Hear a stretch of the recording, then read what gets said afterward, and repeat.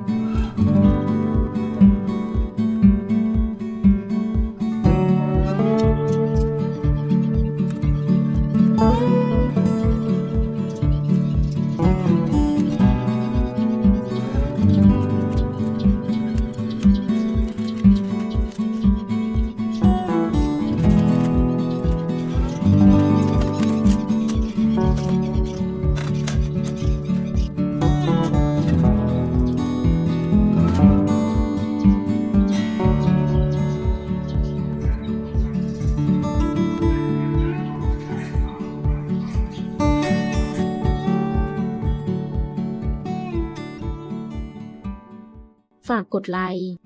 กดติดตาม กดแชร์ ช่องครัวอุ่นรักด้วยนะคะ ขอบคุณค่ะ